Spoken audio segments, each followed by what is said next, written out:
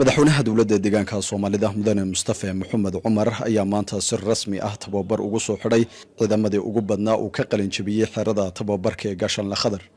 qalin jabintani ayaa astaan u ah dadaalada joogtada ah ee xukuumadda isbeddelku ay ku xoojinayso tayada, tirada iyo awoodda ciidamada si loo sugo nabadda, xasiloonida iyo badbaadada shacabka.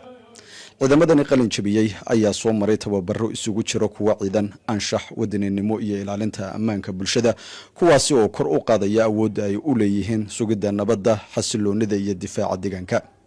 madaxweynaha oo ka hadlay munaasabadda ayaa adkeeyay doorka muhiimka ah ee ciidamada deegaanku ku leeyihiin ilaalinta midnimada, sharciga iyo badbaadada shacabka, isagoo uu tilmaamay in qalin jabintani ay tahay tallaabo kale oo lagu xoojinayo awoodda ammaanka guud ee deegaanka. boolisku waxa uu waajibaadkiisu yahay koow inuu ilaaliyo amniga shacabka, inuu ilaaliyo xuquuqda shacabka,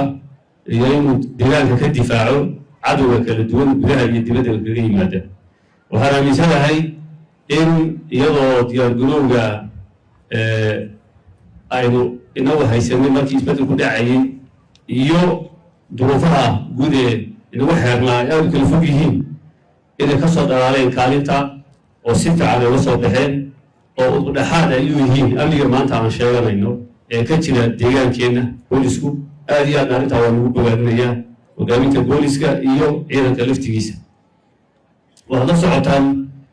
labada qodob ee ah ciidanku inuu ilaaliyo amniga shacabka iyo inuu difaaco oo cadowga ka difaaco.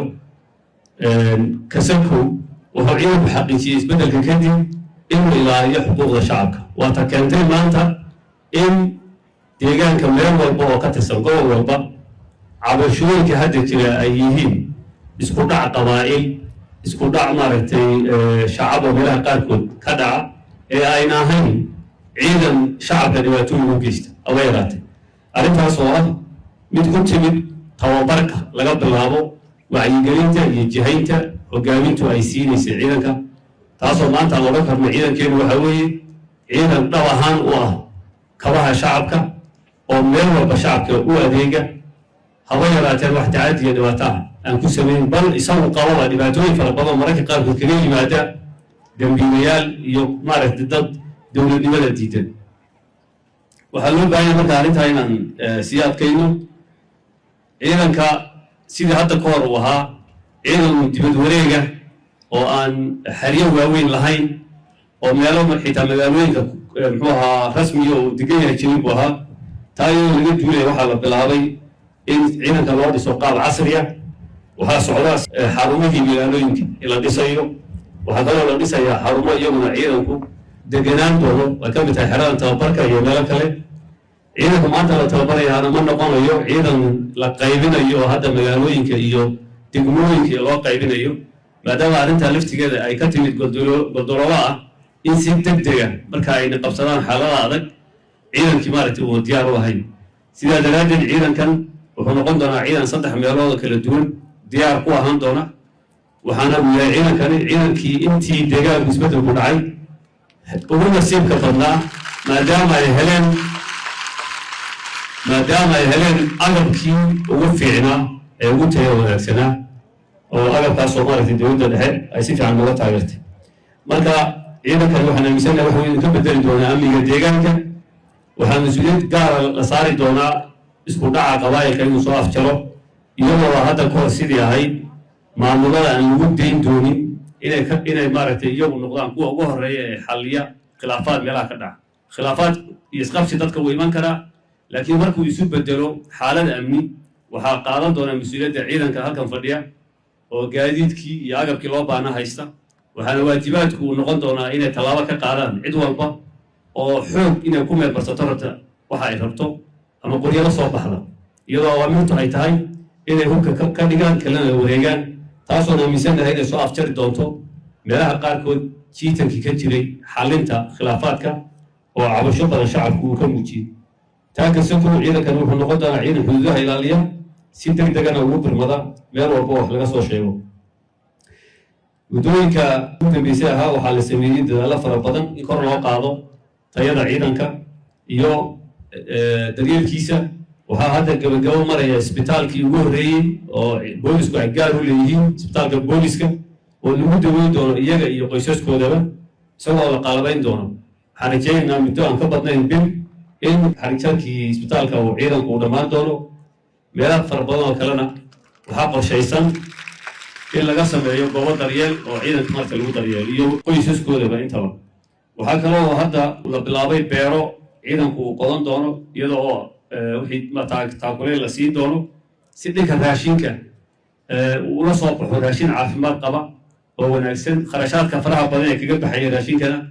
uu ugu bedesho agab iyo gaadiid inuu soo siisto taasoo bilow fiican uu ka jiro ilaa 10 kun oo kintaal ay la soo baxeen tijaabo ahaan hadda laakiin la rajaynayo inay isku wafilaadaan dhawaanahan insha allah haddii la yidhaahdo waxaa kale oo bilaabmaya xafiiska guud ee booliska oo xafiis u qalma booliska in la dhiso la rabo guryaha saraakiisha oo iyagoo meel kala duwan laga dhisi doono iyadoo laga kaashanayo bangiyada waxaa socota iyaduna layli sarkaal in la qoro iyadoo la soo dejiyo ilaa 1,000 askari oo layli sarkaal ay dhalinyarada ku baratay ay isqoraan anagoo munaasabadda uga faa'iidaysanaya inay dhalinyartaasi muxuu ahaa dugsiyada dhameeyey ama jaamacadaha waayey ee dugsi sare dhameeyey ay maaragtay fursad la siiyo maadaama hadda ka hor tii la soo dejiya shuruudda ahayd inay shahaado haystaan ilaa hadda wax isqoro fara badan ayna jirin waa la debcin karaa arrintaa laakiin waa in dhalinyaradu ay isqoraan layli sarkaalka ayaan qaba kuna dardaarmaya ducfaddan maanta qalin jabinaysa marka laga tago waxaa hogaaminta ciidanka lagu amray inay xareeyaan ducfaddii 19 isla haddaba si 6 bilood kadib sanadka cusub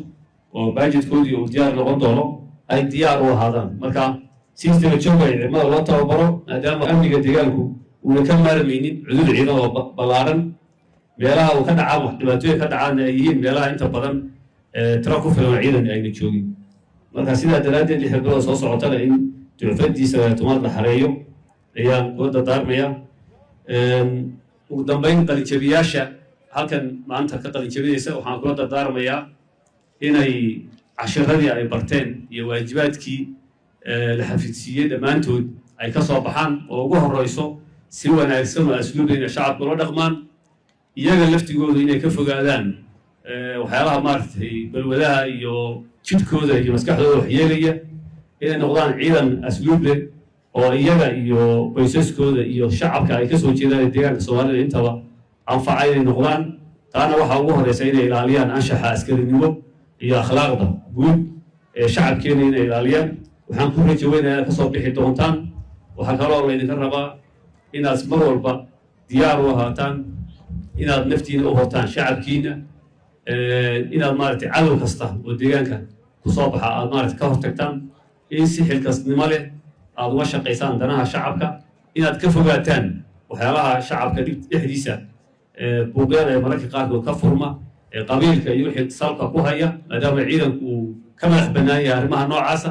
inaad idinku tihiin kuwii waxaad daweyn lahaa ee xallin lahaa inaad saa u fahantaan baa loo baahan yahay dufcadda maanta tababarka loo soo xidhay ayaa noqonaysa midii 18 si guud 14 dufcadood oo ciidamada kala duwan ee deegaanka ah oo 10 ka mid ah ay yihiin ciidamada booliska dowladda deegaanka Soomaalida ayaa isbedelka kadib ciidamada lagu soo kordhiyay taasi oo ka dhigan in la soo beeriyay tira ka badan 2 laab ciidamadii dowladihii ku horeeyay xukuumadda isbedelka xukuumaddu muddadii ay hoggaanka deegaanka haysay waxay horumar muuqda ka sameysay dhismaha iyo tayeynta ciidamada ammaanka iyadoo si la taaban karo loo kordhiyay tirada tayada iyo saadka ciidamada